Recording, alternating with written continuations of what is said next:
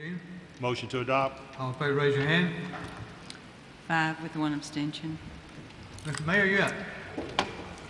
Well, happy 4th of July Eve. And to the extent that we can, Mr. President and City Council members and audience, we have some events starting tonight at Shakespeare, and then we have the city fireworks at 9 o'clock. Well, actually, the whole event will start about 6:30 at the Blount Cultural Park. So we have obligations and responsibilities, so we want to get there. So accordingly, I have cut the mayor's message down to one event, but it's a very important event. It's an event that celebrates the Teacher of the Year in Alabama. And we are fortunate to have Zetlyn Simmons with us. If she would come forward so we can applaud her and congratulate her.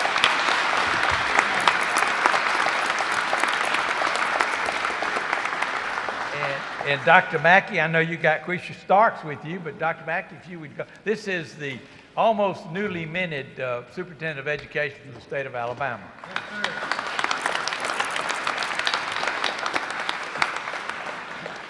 There's a writer among us who was also on your selection committee. So he's prejudiced, but he always writes these wonderful, glowing stories. And I can read smartly, so if I may, let me share with the audience. Thousands of teachers in the state who are performing daily miracles in the classroom to prepare our students in our state for a better future. But only one of them is honored as the Alabama Teacher of the Year. It's a title that means for the next 12 months, she, or he, in this case she, will serve as the state's ambassador for public education and the teaching profession. The honoree is also entered into consideration as the America's Teacher of the Year.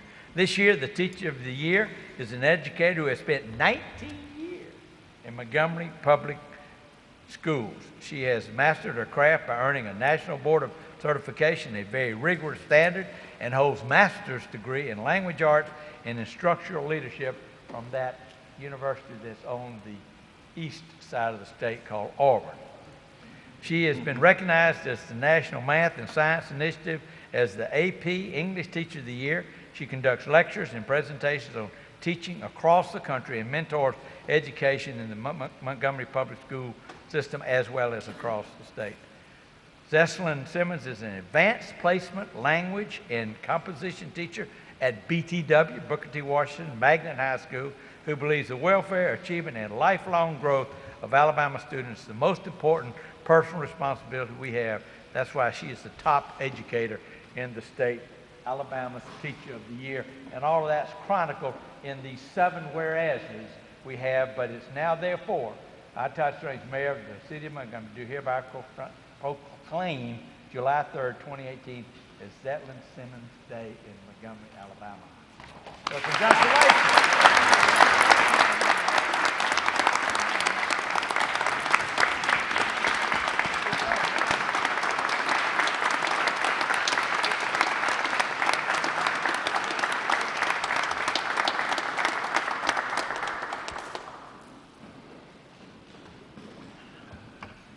Dr. Mackey's going to be behind you, so make sure whatever you say. Really short, really short. Oh, what a privilege. Thank you, Mayor Strange and City Council and the City of Montgomery staff.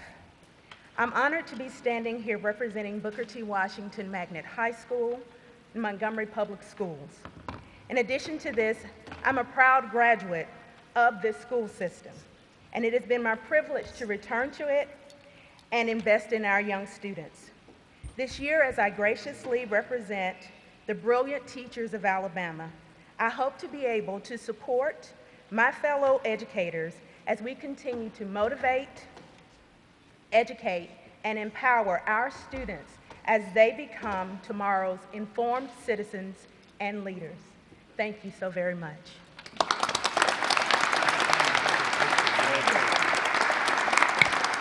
Well, she is a shining example. As we know, we have challenges in our educational system, and we're appreciative of her leadership in this award, and it does not go unnoticed on us that you do carry the mantle of greatness in our community. And we do have that. We just need to spread it a little bit further along. Dr. Eric Mackey has been at the helm now probably 3.5, maybe 4 months. He does, in fact, lead the entire system. He spent a lot of time focusing on our particular situation, and he has been someone that I've come to appreciate. He has a lot of interest, and he has some finesse, but he cares about the kids of the state of Alabama, and that shows in all of the things that he does and will be doing in the future. Dr. Mackey? Thank you, Mr. Mayor, members of the council, for this honor. It truly is an honor for Montgomery to have the Teacher of the Year. And Ms. Simmons and her principal behind me also, Ms. Quasha Starks, many of you know Ms. Starks has been there for 15 years as principal at BTW. And they really do exemplify what we want from every teacher and from every principal across the state. And they exemplify what we need in every school across the state. So we don't always hear good news, but tonight we have some great news about a teacher here in Montgomery Public Schools who, as she has already told you, is not only a teacher in this system, but a product of this system, and one who wanted to come back home and give back to the students just as other teachers have given to her. So with no further ado, I just want to say thank you very much for taking time to honor Ms. Simmons, who is truly a hero for this community and for this whole state. Well, thank you.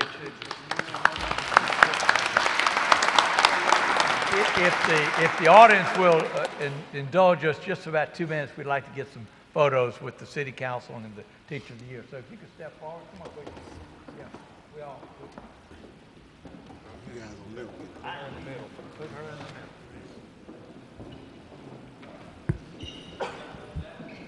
Congratulations.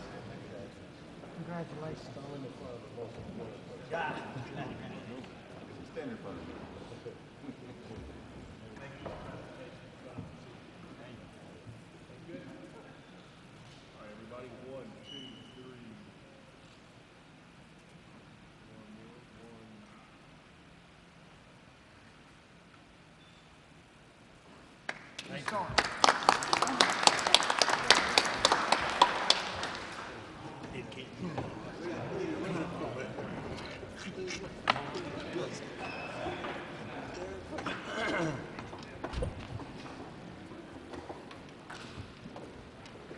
That concludes our message. Thank you, Mr. Mayor. Any special committee reports? Yes, Mr. President. I would like to, on behalf of the members of the Ad Hoc Committee on Vacant Buildings and Rental Registration and Tax Delinquent Properties, report that we did have a meeting on last Thursday, a very productive meeting, a meeting at which I believe we accomplished quite a lot. And as a result of that meeting, we have decided to bring the vacant buildings ordinance, which was the focus of our meeting on Thursday, out of the committee and to the full council. In that regard, we decided that we would not propose putting the vacant building ordinance on the agenda at this time, but to give the council an opportunity to get a copy of the ordinance, to vet it, to read it, to do some evaluation of it, and to make some decisions as to whether or not they wanted to offer some amendments to it. I would like to say that we have given, I believe, an opportunity for all of the stakeholders in the community, including the business community and the citizens at large, an opportunity to offer suggestions as to what they think would be an effective ordinance that could make a difference in our city in addressing this problem of blight, and in particular, the number of residential and commercial vacant buildings that we see littered throughout our city.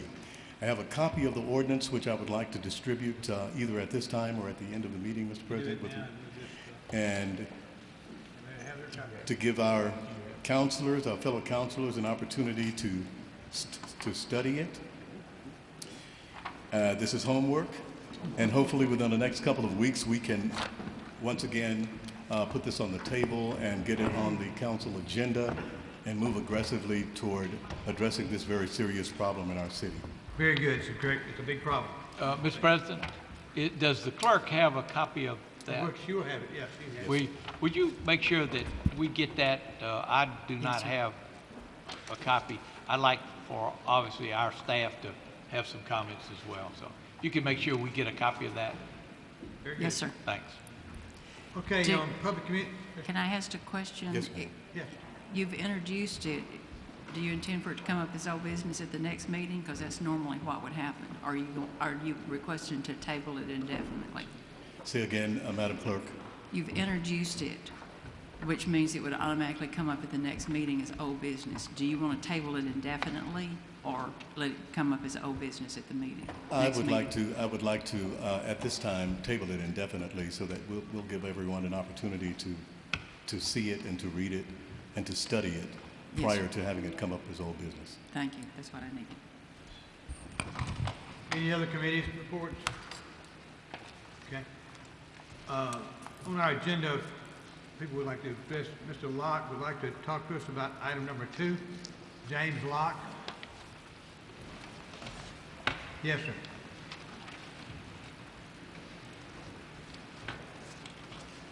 Well, thank you. Before I say anything, but appreciate letting me come up and talk, Mr. Mayor, City Council. I want to make sure that this has to do with the electronic billboard proposed. Right. Is that correct for that Right. intersection? Yeah. And that this was originally denied and now is being appealed, I guess. And it looks like it's for 2 acres. Right. I live in that neighborhood. I'm the second house after you turn into Halcyon. There at the corner of Parkview on the right, and just want to express that I'm not sure why we need a billboard. I mean, I haven't heard anybody express the reason for the billboard. If the reason, and the people who live around me surmise that it's probably has something to do with the ball fields there, well, we all know there's ball fields there. We don't need a billboard to tell us that there's ball fields there. And I just today took it upon myself to go over to East Chase, where I surveyed 83 people completely at random, and literally everybody that I talked to who was a resident of Montgomery knows that there's ball fields there. And 32 of those people lived in a halcyon. And when I asked the question, is an information electronic billboard, and again, I still don't know the reason for the billboard, is it needed? 0 said yes, 59 people said no, and 24 people said they don't know. When I asked, do you want an electronic billboard, 0 of the 83 said yes, 79 said no, and 4 said they didn't care one way or the other, but all 4 did not live in a halcyon. And then, I presume that the owner of the billboard would be the city of Montgomery, is that correct, or is that? No. It's not correct. It's a lease. I'm sorry? It's a lease. It's a lease? Okay. Then the last question, when I asked, should the city be in the billboard business, only one person said yes, and her husband works for Lamar Advertising, so. Yeah, well, So I don't blame her. they're already there. But I would hope that in the discussion, there's some explanation of the reasoning behind the billboard or the desire to have a billboard, but. We'll have that, we'll bring it up, okay? Okay, but as a resident, I don't want a billboard at the entrance of where I live. I mean, that's just really tacky. And I certainly wouldn't want that in anybody else's resident where they live either. But thank you very much Very for the good. time. Thank you very much. Yes, sir. Madam Clerk, item 1. Mr. President, item 1, ordinance establishing a curfew for minors. Mr. Pruitt. Mr. President, I want this to go into committee, Right. but I don't want to waste the committee's time if the council and the mayor don't see fit on doing this. My suggestion would be I would like for Chief Finley for the next 3 months to come up with some data on individuals that he is stopping in the nighttime hours that are 17 and under, and from an 18 to 21 to a 22-year range. No names, how many people are we stopping? We do information cards, You know, I'm not talking about arrest, anything that we come in contact with 17 and below in one category, 18 to 21 in another category, over the next 3 months. And I'd like to maybe have that presented to this council. I really don't understand why there is so much disdain maybe or confusion for a curfew. I have a son who's 16, and his rear end's in the house after 11 o'clock and 12 o'clock, and I don't understand why anybody else's can't be. If you're 17 years old out at 2 or 3 o'clock in the morning, there's a problem, and we, the city, if the parents aren't doing it, we need to figure out what's going on and what's happening. I understand we can't be parents to everybody, but what we're doing now is not working. And we have to address this issue one way or another. And I thought the curfew was the right answer. I don't know if it is or not, but, you know, I'll leave it up to some other council members if they've got any other opinions. Okay. May I ask a question? Because I don't know if we're going to be here. I just want to get one clarification. May I ask a question, Mr. Jenwright? Yes, sir. I would like to know, and let me just preface this. When I was 17 years old, I was out of high school. When I was 17 years old, I was in a foreign country with a uniform on. And so I worked until about 9 o'clock at night. And at 9 o'clock where I am, it's not even dark in the summer. But I just want to know, and I'm not saying that I will not vote for it, but I want to know, we need to know what is the purpose for the curfew, so that when we impose a curfew, so after a while we'll know if we are reaching that purpose. And so I want to know if the purpose is to keep children off the streets, if the purpose is to curb crime, if the purpose is to ensure that because young children are so vulnerable that we want to protect them from crime. But I just want to know what the purpose behind the curfew, so that when if we institute the curfew, that all of us will know why we instituted it. That's my only. I think, Councilman Bell, you just answered your own question with your 3 statements. All 3 of them. All 3 of them. And we have an issue in this town, in my opinion, with crime. And if it's not the 17-year-olds that are doing it, the 18, 19, 20, 21, we can reach young kids. When a young man becomes 22 or 23, it's a lot harder to get to him. I mean, he's a grown man. We need to reach our kids somehow, some way, and it's my opinion, what we're doing is just not working. Okay. Well, We've got to think outside the box. One more time. Are we sure, though, my question, I don't know which one you said I answered, but are we sure that the crime that's being committed in this city between the hours of 10 and 6, are we sure that that crime is being committed by the age group that we are targeting? Maybe we are, and I think that your suggestion that we need to have some data. I think we need to have data. I don't know if we separate data by age, but there are some provisions placed in by the youth. There are some provisions that will help this. During the school year, it is illegal for a teenage or for a person within that age group not to be at school. So are we going to be taking that? Are we taking the responsibility from the school system and placing on the police officer? And I want to speak for police officers who really do a good job, but have a monumental task of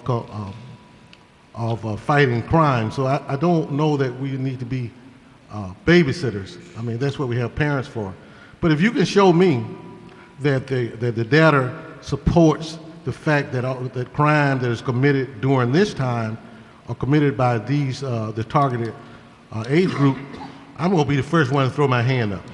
Mr. President. Yes, sir. Mr. Mayor. Given the differences of opinions on this one and the fact that we kind of limited tonight, we'll accept the issue of getting the data and when I visited with the chief relative to this, and he went back and looked at the data does not show that this is something that we ought to be focused on today. The example that I've been hearing about was a situation at one of the filling stations, one of the gas stations, a racetrack. Well, that didn't happen after midnight. It happened at 10 o'clock, you know, in the evening. We've got lots of issues with this particular ordinance. One, it was designed after Mobile. If it's not the Mobile ordinance, which they found unenforceable, unworkable, and did away with it 3 years ago. I talked to the chief of police. He's more than happy to come up and visit with you guys. Certainly can visit with the police. But there's one major big hole. There are two major big holes. One is you don't need the daytime curfew because there are truancy laws on the books. We work with truancy officers every day. We've got police officers that roam this city during the daytime, during school hours, making arrests under the existing statute. So that's not necessary. And then I'll just read you paragraph G in this particular ordinance, which gives anybody the opportunity to be out after 1 o'clock. And it says, a minor who is exercising First Amendment rights protected by the United States Constitution, such as the free exercise of religion, freedom of speech, rights of assembly, is not in violation of this juvenile curfew ordinance. If I was a youth, I'd always be getting in a prayer group or getting in some religious group or exercising my free speech, and we can't touch them. Well, if they'd get in a religious group, Mayor, we wouldn't have to have a curfew. Well, at the end of the day, it's the enforceability of the issue. But we'll get the data for you, and we'll present it in 3 months and see if, in fact, there's necessity for further conversation. Mayor, let me ask you a question. Is there a curfew program in the United States that's working? There is one in Chicago now. Do we want to be like Chicago? Okay. I understand the one in Mobile. Mobile went away in 2014. Hold on, Mr. President. I find it sort of comical sometimes that since nobody else is doing it, we're not going to try it. Well, I think my point is we ought to find one that works, okay? Because it's a big issue across this country, and apparently nobody's found an answer for it. But we need to find an answer. And I think you hit the nail on the head by saying, okay, Chief, give us some input on how you might make it work. Because somewhere in this country, there's one that works, I'm sure. We need to do that. Let me just say one thing. The mayor just read something. When you do a curfew, you do impinge on the constitutional rights. That's what a curfew is. But when you impinge on the constitutional rights, the lawyers over there, you know, you got to have strict scrutiny. It simply means that you have to have a compelling reason why you're doing it. And so you just can't be out there just saying, we want the children off the street. So you do impinge because the Constitution does not make a differentiation between teenagers and grown folk. So, but you can impinge upon their rights, but we better make darn sure that we're impinging on their rights for a legitimate reason, a compelling, strict scrutiny, a compelling, not just because we don't want students out there. So I'm gonna shut up. And I'd like to make one just out of personal experience and some of the videos I've seen in my district, and I'm not talking about daytime stuff. I'm talking about the folks going through the neighborhoods, going through carports, trying to lift door handles, are usually minors. And and this may not work, but at some point it would give MPD the ability to, if they saw them walking through the neighborhood at 11, 12 o'clock at night, at least the ability to pick them up or stop and go, hey, what are you doing? But maybe it needs more policing, maybe it won't work. I don't know. It's the first time I've looked at it, but. Some of the concern that I think that I've seen, at least in some of the discussions I've had, is in the discretion of the police and how they would interact. I think that some of the things that would probably clear up a lot of concerns is maybe we need to probably, outline a little bit more of the policies and procedures, in other words, and how would that interaction happen. For example, maybe we can put a requirement in that in the event that a child is stopped, that the body camera must be working, it must be recorded. Also, in any event that something should happen, I don't think we should be waiting, 6, 7, 8 months until, evidence comes out. I mean, we need to make sure that, when we do implement it, that there is a little bit more information explaining on how that's going to get done. Also, with the increased interaction with children, there's going to be increased calls. We probably need to make sure that we have, a liaison or contact, so that in the event that something happens, that parent can call this number to find out exactly what happened. So those are some of the concerns that I've seen. They say it's just in the discretionary, it's too great. I believe that our cops, once again, our police officers are doing a good job, but there's a lot of marketing going out there to imply that it is not, and that it is an ordinance to target certain individuals, and we need to make sure that we address those concerns. And that's what some of the complaints I've had. I see the chief has walked up front, and I think the chief, with his experience, has got some experience in this area. Yeah, the last two comments from Lyons and Green, you guys are spot on.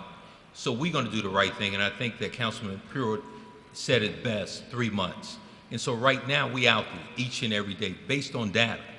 And so if we got issues and concerns throughout the city, based on data, we're going to go there. We're going to make sure that we don't violate nobody's constitutional rights. We're going to have a reason to be there based on previous information, based on data. And so this information that you got, we can bring it together and make that clear distinction below 17 and above.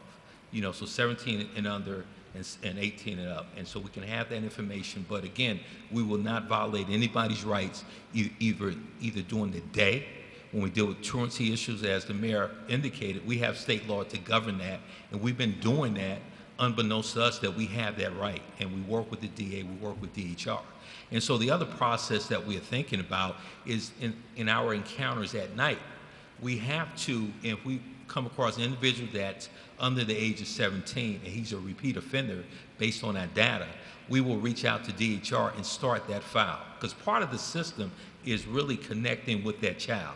As Councilman Bell indicated, is that preventive as well, and also making sure that our young individuals are safe and secure.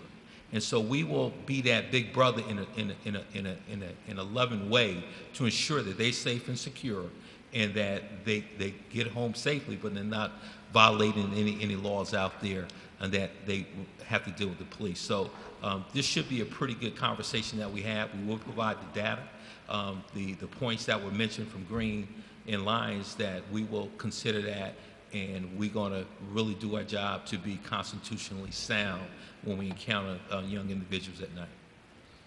And also, like I said, if we put those procedures in place, I think it protects the Well, city from liability as well as. Well, first of all, Chief, there is a policy right now relative to body cams. And does it have to be on at all times? I know Absolutely. Anytime that we encounter anybody, we got the body cam. And the body cam works two ways. It works to help us out, but also historical. So we can make an encounter individual for our field investigation stop.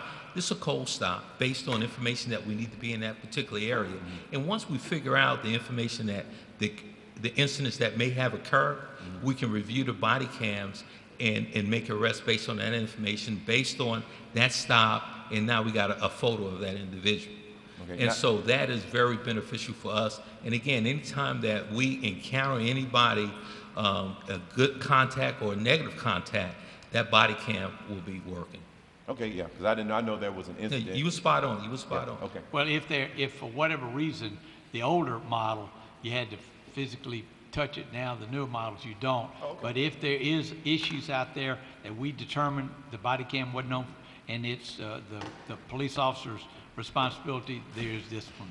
Okay. Also, one final thing. In the event that things escalate, is it a possibility that maybe we can make that? Because I've seen other people get charged, cities get charged with either targeting or assault. Then I've seen those police officers release the video like immediately in order to cut down all the protesting. Do we have to in the city keep saying that it's an open investigation and let this thing fester for months? Or can we, if we see in the city that this is becoming a protest issue and people are being bussed into the city to burn it down, can we then release the tape especially when we're right to stop that as opposed to let the thing go on for 2 to 3 years. Yeah, and you the can't damage make is a done. carte blanche statement. I'm relative asking, is to that something that we need to do? Well, 'Cause I would like to see that happen. we've got a policy that we look at that on a case-by-case basis, and it does involve legal department in that whole issue of litigation, et cetera. So my personal bias is that we ought to use every means available to us to get the truth out. Because I can see this being used by unscrupulous individuals to advance their political desires to basically burn the city down. And I think we need to make sure that we, in the event that something does happen, God forbid, that we're able to get the truth out a lot quicker to cut off an event. And I think that's a possibility that we open on ourselves to. Yeah. It's a case-by-case basis. Okay. Mr. President. Yes, sir. Can we carry this over, Mr. President, Why to... don't you just table it indefinitely, and then you can pull it back up? Yep, but I also want to put in the minutes, Madam Clerk, that the meeting September the 4th. Chief, that's 3 months from now. Could we get that data? Bring it in. Okay. Councilman, I think that's Labor Day weekend. Would you might put it back a couple of weeks? Oh, we got a meeting. Whatever the next one is. Thank you. Be September the 18th. Yes, ma'am. Are you carrying the ordinance over to September? We'll just carry it over till the 18th. To carry the ordinance over to the 18th? Yes, with ma'am. a We'll have a meeting. report Yeah, we'll from have a the chief. meeting. And then we can, Huh? September 4th. Okay. no, I agree. 18th is the second meeting, but we'll have a meeting on the 4th. Okay. Mr. President, does this mean that the ad hoc committee, Mr. Pruitt, does this mean that the ad hoc committee will also be held in abeyance until the September 18th Yes. date that I you're wanna- talking yes, about? please. Yeah, okay. All right. Item number 2. Hearing on proposed ordinance rezoning 2 acres on the southeast corner of Taylor Road and Halcyon Boulevard from a PGH 35 and a B2Q to a B2 zoning district. Mr. Miller? Okay, you go ahead. Planning Commission made a motion, but there was no second on the motion, so no action was taken. Okay. Mr. Miller? Mr. President, can I ask a question? How many members were at that planning commission meeting when nobody seconded it? 7. Thank you. We're taking, you had to have 5 votes anyway, you couldn't, it wouldn't work. Mr. President. Mr. President, Council. Excuse me. Tell us about it. You need to declare this a public hearing, Mr. President. Oh, Public hearing. You need to declare this a public okay, hearing. I'm sorry. This is a public hearing. I will let, anyone who wants to pose this come up at the same time, but after, and speak after Mr. Miller speaks, okay? Anybody opposing this issue, please come forward as soon as Mr. Miller speaks. Thank you, Mr. President and Council. This item had previously passed the zoning commission. It had only rezoned an area 30 foot by 60 foot for a digital sign that would not even be visible from the ball field, so it would not be from the neighborhood, nor would it be on the corner. After approval from the Planning Commission, the application was put in with the Department of Transportation, which denied the application and said that the area had to be at least 2 acres. That's the only reason it's 2 acres. It's not up on the corner. Visibility has been worked out for the Landmarks Church sign. Everything's been worked out. I have met with Rick McBride and the league officials. There's no problem with them. Lights will not be visible from the ball field. It's a V-shaped board, and it'll only be visible on Taylor Road and will be more than 100 yards from the entrance into Halcyon. Okay. Mr. President, Yes. I have a couple questions. When you say V-shape, Scott, it's not like that thing on Vaughn Road across from Brighton Estates, is it? I'm not sure I know what that one looks like, but it's going to have a stone or brick veneer on it. Okay. And where most billboards are more horizontal, this is going to be more upright. All right, got one more question. Why are we, the city, up here talking about a billboard? We were approached and offered money to lease that spot. And we currently have 4 other billboard spots or 3 other spots, 4 billboards that Lamar Advertising leases from us. Where are those at? They're on Madison Avenue.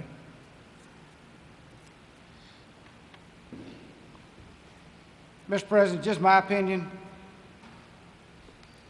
I don't think a billboard needs to go in front of a neighborhood. I agree with that gentleman that got up and spoke earlier. Well, this is That's the just first my- I've heard of anybody in the neighborhood opposed. This thing's been worked on for a year, right?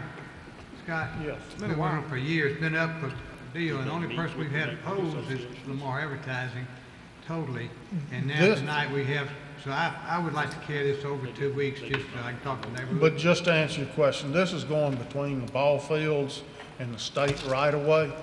It's not down where you turn into the neighborhood, so you have a ball field complex, a parking lot, and a church still all on that side of the road.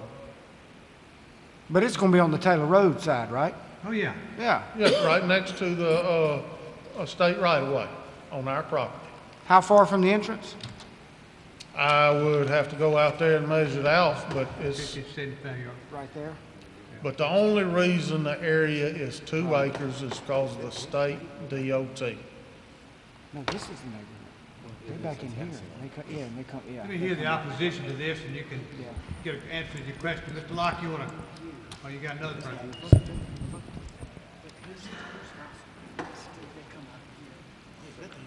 Yes, sir. Council. Your name? Russ Bullard. I'm with Lamar Advertising. Okay, I manage the offices around Montgomery here. okay. And we are opposed to this. It's been 3 planning commissions, and we brought up evidence from the state. And he had just mentioned he talked to the state about 2 acres, and there's still some confusion there. And we've talked to the state, legally permitting everything, and it's not, they've assured us that it's not permittable Okay. by the state, and I don't know why it keeps going back and forth. And the gentleman mentioned that we do have leases with the city. I'm grateful for those, by the way. They were way before the ordinance changed, years and years ago. And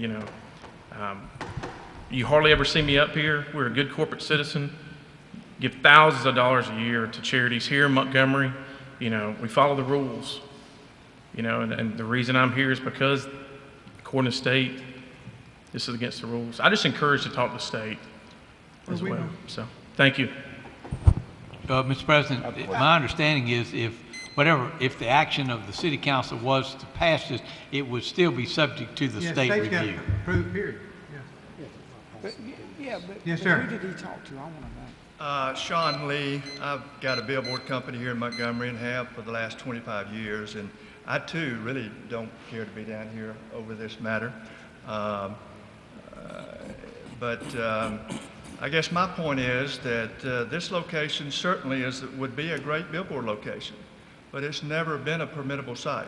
If it were a permittable site, myself, Lamar, and everybody would have pursued it. And the city of Montgomery has pretty So stringent. you would have pursued it if it had been a buildable site, so if you would have pursued it also if it was zoned properly, right? If it were a permittable site, correct. The city of Montgomery has stringent billboard rules, some of the most stringent in the state of Alabama. We're asked to follow those rules. Right. The state of Alabama, we're asked to follow those rules.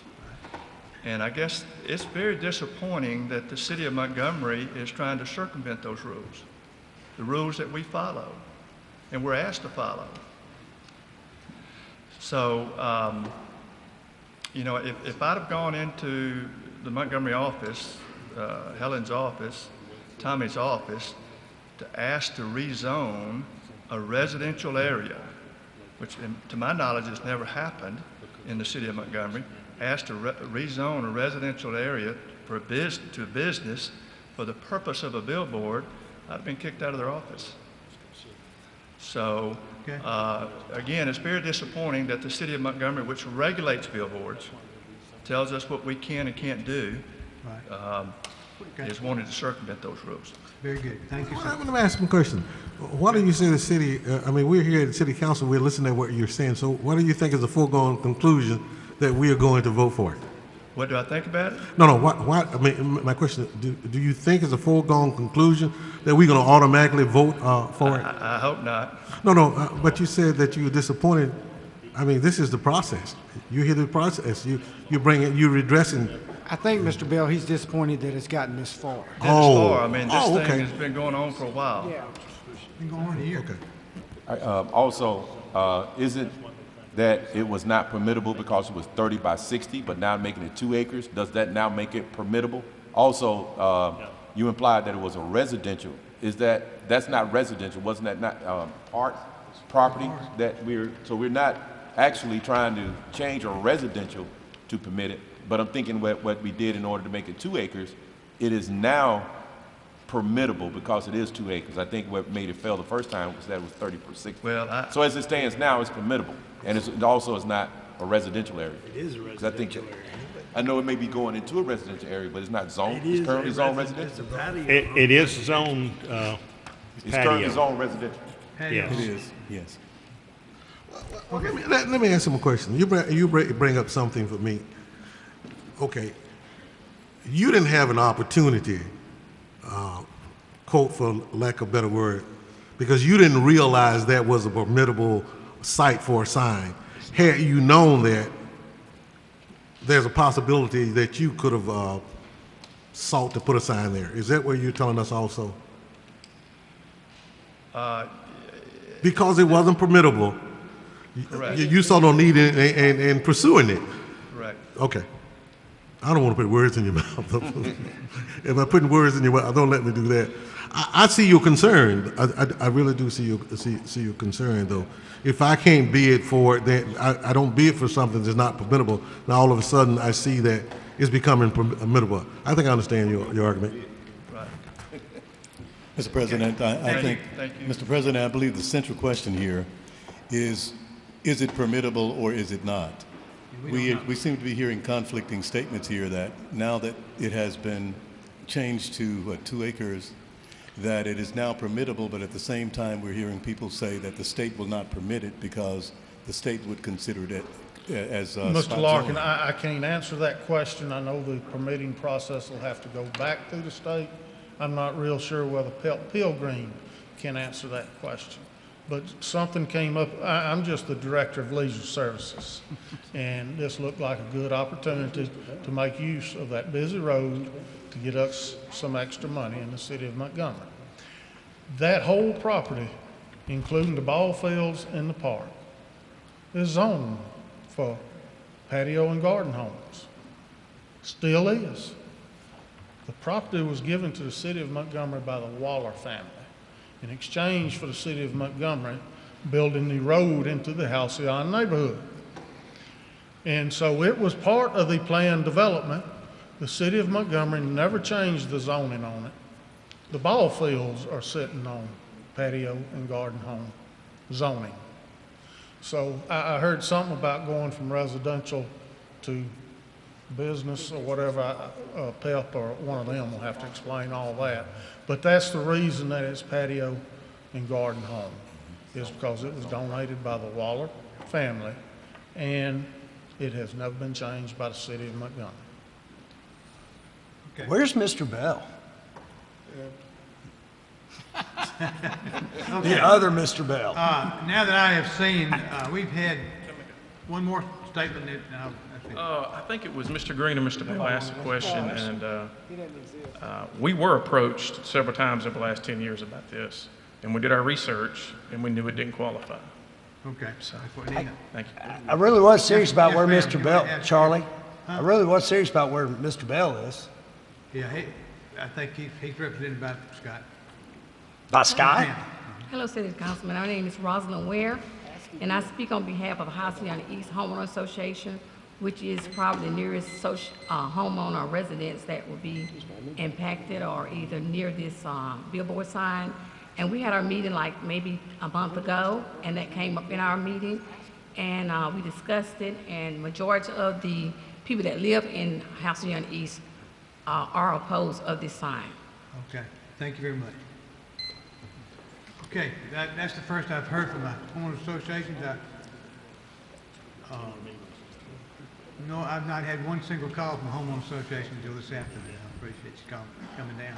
And I don't think y'all came to the planning committee either, and when the planning committee did it. So now that I know that the homeowners associations are concerned, I will carry this over 2 weeks when I talk to the homeowners association, and we'll go. Okay? Carry it over, Madam Chair. Yes, sir. Item 3, hearing on proposed ordinance rezoning one parcel of land located on the north side of Williams Drive, 1,000 feet west of Franson Road, from an R50 district to an R99 SQ district. The Planning Commission made a motion to deny this request, and it passed, and the petitioner appealed. Okay, it's a public hearing. More than I speak. Sir, are you the owner? Yes, sir. Okay, and you're trying to rezone for patio, for a Mobile trailer, home. mobile home? Yes, sir, for mobile home. Okay. I need, anybody opposed to this, please, this is a public hearing? Yes, ma'am? Melzetta Whitmore, 713 Williams Drive. I don't oppose it. The association does not oppose it either. We want the stipulation, however, that only one mobile home can be placed on this property, and that he builds his home within 5 years. Okay. All right. I need your name, Is please. that acceptable, sir? I need your name, please, ma'am.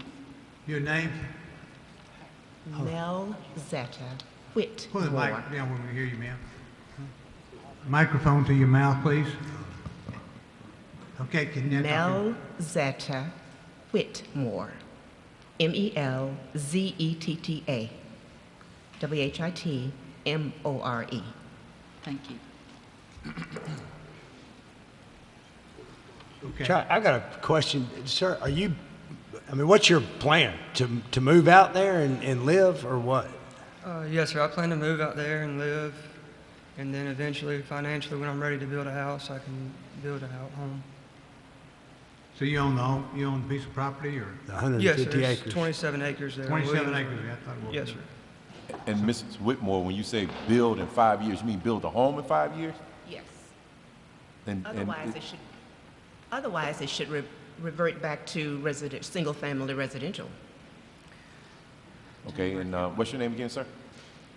Wesley Nummy. Is that a reasonable, what's your timeline? We don't want to impose anything on you, and your timeline isn't 5 years. When you Yes, say sir, 3 to financially 5 years, I believe I'd be ready to do that. The zoning will change. Okay. then that's not in the ordinance. The 5 years is not in the ordinance. Zoning will change. Zoning won't change. It's restricted to one mobile home, which is a residence. In this ordinance we've got in front of us, so he can't do anything. We have one mobile home there. That solves your issue about more than one. And he's going to have a residence he would replace his mobile home with, which would solve your issue too, because he can't. He may be in a mobile home for whatever for a longer period of time, but he'd only have one residence there. And that's what your concern is, isn't it? Correct. Okay, so I think the ordinance solves the problem. It's one residence, whether it be a mobile home or be a brick home. But according to the zoning records that I read, that designation could be 6 mobile homes. So without the stipulation. In this, it's restricted, on this ordinance, it's restricted to 1. Okay, it's got a restriction on it. It's already stipulated? Very good. It's in the ordinance that it restricts it. Restricted to 1. One mobile home, okay? Okay. I declare the public hearing's been held, properly for the council. Need a motion? Move to adopt. But no. Ooh. Huh? What? They denied it. What do we? You need, if you want to adopt the ordinance, you need to overrule the recommendation of the planning commission and adopt the ordinance. We're going to adopt the ordinance. Just need a motion to adopt. And they'll do it. No, you don't. I also met with the neighborhood committee, and they approved, and they agreed that I would not The reason they opposed it was they were concerned about the multiple mobile homes. Multiple homes, this solves it with one. Yes, sir. One home. Okay. Yeah, So what do we do? okay. We can I adopt think, it. what do we got, adopt the ordinance? What you're doing is overruling the planning commission and adopting the ordinance. So we Because it move to came overrule? forward with So our not to motion is rezone. to overrule? Overrule the planning commission and adopt the ordinance. Okay. All right. Move to overrule and adopt. All in favor, raise your hand.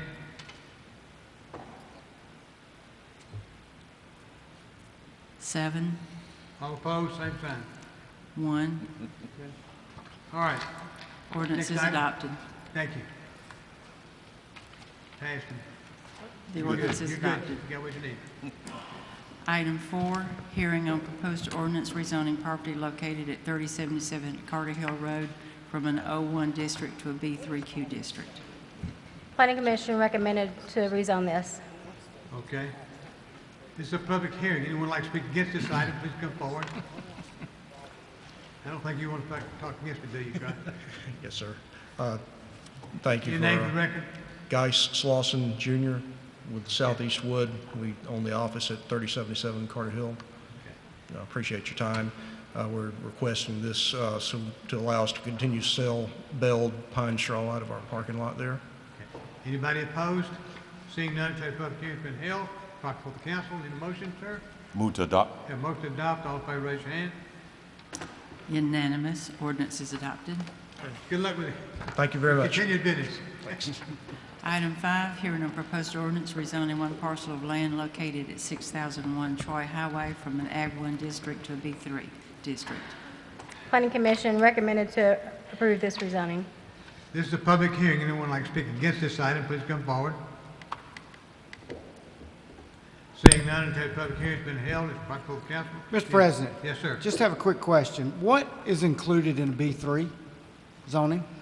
That's your, you can do retail sales, you can do office, you can do a variety of commercial businesses. You cannot do anything like light industrial or anything like that.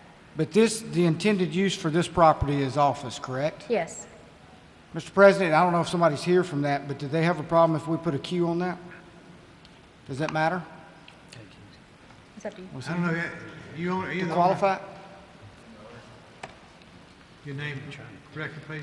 Just that it stays office. My name's Matthew Dury. I'm the Vice President of Recon Builders that bought the building. Okay, you bought the building? Yes, sir. Oh, it's already an existing building there? It is, and it was used as a group home, and then they sold it, auctioned it off. We bought it. It's already set up with sprinkler systems, offices. We're just going to remodel it and use it for our new office. Okay. Isn't there some homes on Jenkins Lane? There are back behind there. I just want to make sure they don't come out one day and it's some of the stuff that she was talking about. If it's going to be intended office, it needs to stay office. Let me ask a question. There's already a Chambers on that corner right next to us that goes back further than our property, which is a big warehouse. In front of us, there on the other corner of Jenkins, is Stocker's Cattle Supply, which is a pre-engineered building also. And to the right of us, all the way down to Taylor Road, is all commercial. And a lot of them are pre-engineered. Are you not going to intend to use this for office? Yes. Yeah, I mean, Let me, everybody around us is already B3. okay. Let me ask a question since Troy Highway is down the way. Let me ask the Planning Commission. Is residential agricultural, that's what it's already zoned for. Yes, sir. Could I pick, right, the way it's zoned now, could I put me a little pig farm out there? Yes, sir. You And can if have we- agriculture. Yeah, and if we do it, commercial zone, I couldn't put the pig farm out there. Correct. Okay. I don't want a pig farm out there. Okay. Although I love pork. All right. Okay. Move to Anybody- adopt. Move to adopt. Have a motion to adopt. All in favor, raise your hand. Unanimous. Ordinance is adopted. Thank you. Okay, thank you. Good luck with your business.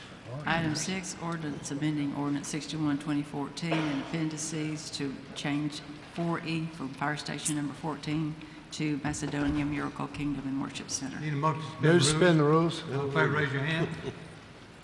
Move to Unanimous. adopt. All in favor, raise your hand. Unanimous. Ordinance is adopted. Mr. President, would it be prudent to make a statement, or have someone make a statement as to what the purpose of this is, so that the public will know what Yes, good idea. this Yeah, is? we, I think, go ahead if you'd like to, Mr. Larkin, go ahead and tell what that was. Well, I don't quite I don't quite have all that information myself. The one we just did. I know Maybe it's changing. I can answer All this is doing is changing. It is changing a polling place, right? Polling place, 4E polling place in District 4. This changes the polling place from Fire Station number 14 on Selma Highway to Macedonia Miracle Kingdom and Worship Center on Selma Highway, which gives better parking for the voters and a lot safer location. Less traffic for the fire department. Lot safer, so it's a win-win for the folks in that area. Item number Yes, sir, 7. that's good. Number what? Item number 7. Okay. Resolution designating voting precincts and absentee voting precinct for District 4 special elections. Anybody got a question? Move to suspend the rules on the remaining of the agenda. All in favor, raise your hand. Unanimous. Move to adopt. All in favor? Unanimous. Okay. Resolution is adopted. 8, resolution assenting to the vacation of a portion of Casada Ferry Road right-of-way. Any motions? Motion to adopt. All in favor, raise your hand. Unanimous. Resolution is adopted. Item 9, resolution reappointing E. Baxter Morris to the Mental Health Authority. Any motion? Motion to All in adopt. favor, raise your hand. Unanimous. Resolution is adopted. Item 10, pursuant to Sections 1153B1 Code of Alabama, authorization of demolition of unsafe structures at the listed locations. Motion to uphold. Move to uphold. All in favor, raise your hand. Unanimous. Item number 11, Brandon? resolution assenting to the cost of abatement of unsafe structures on various lots. Tell us what you got there, Brandon. In relation to the demolitions, tonight we've asked for approval of 5. We've had 80 approved to date this year, and we've affected a total of 62 structures being demolished to date, with more to come. In relation to the nuisance ordinances, year to date, our department has responded to 9,776 complaints. Of those 9,700, 6,900 have been found in violation. And this evening, we're asking for your approval of another 451 properties to be abated. And what you see in there is a list of both property owners and property addresses that we're asking for the approval of tonight. Huge problem. Okay. Need a motion to adopt. Move When to it adopt. says All in tax favor, raise your sale, hand. Unanimous. when it says tax sale, There you is go. that state? Tax Item- sale means state. Item number 12, resolution declaring public nuisances, authorizing immediate abatement and assessing cost of abatement of public nuisances on various lots. Need a motion to adopt. Move to adopt. All in favor, raise your hand. Unanimous. Okay, Madam Clerk, got anything else? No, sir, that's all I have. Okay, on our non-agenda item, people to speak to us. Excuse my